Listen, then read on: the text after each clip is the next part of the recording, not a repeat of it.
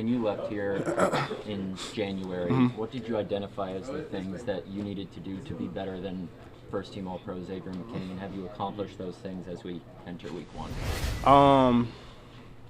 Yeah, really just all-around game, trying to sharpen up my tools, trying to be, that quarterback on defense like I've been, but just getting better with that, being sharper, knowing where I'm at on the field, knowing, what we can get in certain places of the field. But I haven't really been thinking, too much about the last year, accolades and things that I've gotten. It's more so just me knowing kind of where I'm at and, where I want to get to, and just thinking about the bigger picture of what I want to accomplish. So just taking it day by day, continuing to try to, tighten up my craft and, be a better player and a better teammate. Xavier, what is does that? Mindfulness and visualization matter to you? It sounds like it's something that you sit in your thoughts with to try to really intentionally attack mentally as well as physically. What's that? Just you're talking about visualizing what you want to do and how you want to get better. How much does sitting in thought help you achieve that versus getting practice right? I think it's obviously like when I go home and stuff, like I think about it. But I don't really like overthink about it. It's more so of like, all right, I'm gonna put in the work, and then, I'm gonna live with the results that I get, whether that's good or bad. And depending on whether it's good or bad, the work is never gonna change. I'm still gonna be, the same guy, the same person. I'm still gonna work the same way. So, I try not to think about it, too heavily. But I know what I will do is go out there and keep trying to, improve my game. You said you're focused on the bigger picture. What does the bigger picture entail for you? I said this before. Bigger picture is, at the end of my career, I want to be able to put on a gold jacket. And, I've said that for the longest time.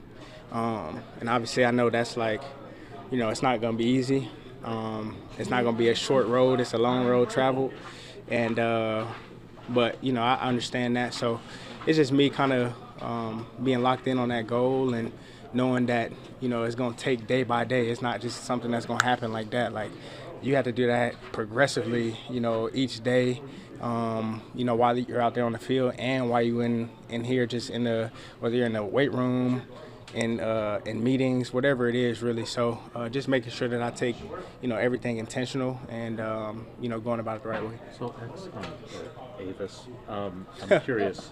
What Matt's talking about, you're answering with all the things you can control.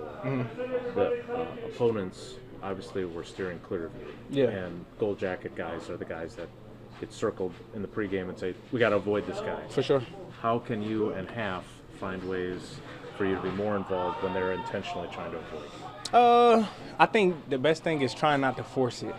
The plays are going to come. And I truly believe, like, even when you are a guy in this league, you still gonna they don't excuse you from getting tried. Like, they're gonna try you, and especially the good teams, so that's just what it is. So eventually, like, when you go good on good, best man win. So I understand that, and I'm prepared for that, and I got to be ready for that. That's a part of my job and a part of what we do. So just try not to force it, knowing that obviously I got other guys around me that are really good, that can play in, not trying to hinder, what they're doing out there in the field as well, and also, trying to, help them, allow them to make plays as well. So just kind of going with the flow of the game, but also not trying to force it.